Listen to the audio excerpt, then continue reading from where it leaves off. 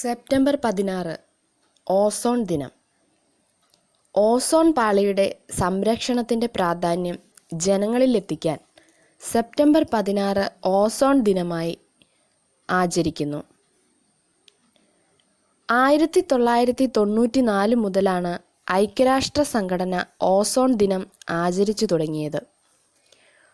Ozone പാളി സംരക്ഷിക്കുന്നതിനായി 1987 September 16 24 രാജ്യങ്ങൾ ചേർന്ന മോൺട്രിയോളിൻ ഉടമ്പടി ഒപ്പുവെച്ചത്.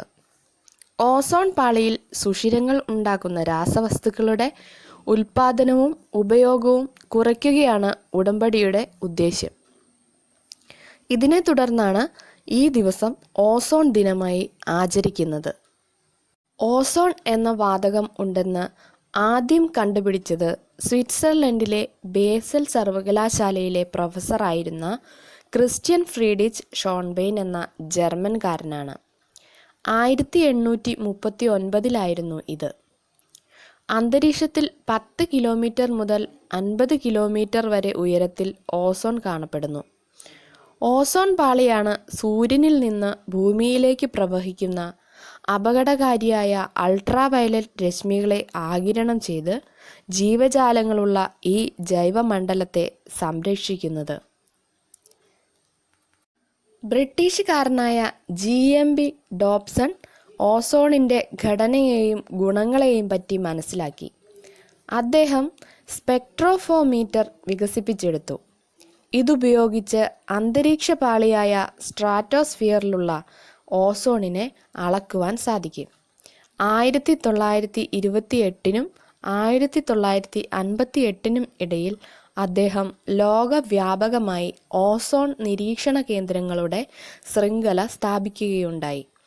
അദ്ദേഹത്തിൻ്റെ സ്മരണാർത്ഥം തലയ്ക്ക് മീതെയുള്ള അന്തരീക്ഷത്തിലെ ഓസോണിൻ്റെ ആകെ അളവിനെ ഡോബ്സൺ യൂണിറ്റ് എന്ന് വിളിക്കുന്നു.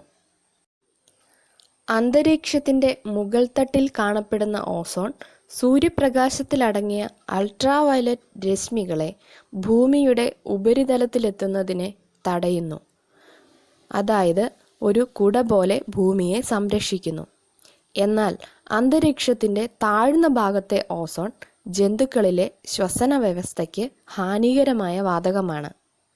ആസ്മ പോലുള്ള അസുഖങ്ങളുള്ളവർക്ക് ഇത് അധികമാവുകയും ഹൃദയ സംബന്ധമായ പ്രശ്നങ്ങൾ ഉണ്ടാക്കുകയും ചെയ്യുന്നു.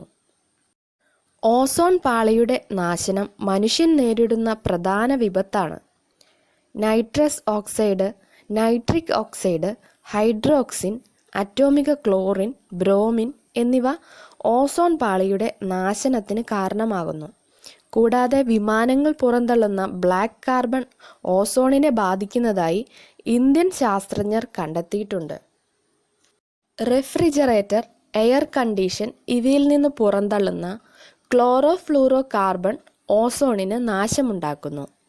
പരിസ്ഥിതി നാശമുണ്ടാക്കുന്ന ഇത്തരം AC-കൾ മാറ്റി ഇക്കോ ഫ്രണ്ട്ലി AC-കൾ വന്നു തുടങ്ങി. ഈ അടുത്ത് നാം കേട്ട ശുഭവാർത്തകളിലൊന്നായിരുന്നു ഓസോൺ സുഷിരങ്ങൾ ഇല്ലാതാകുന്നു എന്നത്. എന്തുതന്നെയായാലും ഒറ്റക്കെട്ടായി നിന്നാൽ നമുക്ക് അതിജീവിക്കാം. എന്തു വില കൊടുത്തും ഓസോൺ പാളിയെ സംരക്ഷിക്കുമെന്ന് ഒരിക്കൽ കൂടി നമുക്ക് പ്രതിജ്ഞ ചെയ്യാം.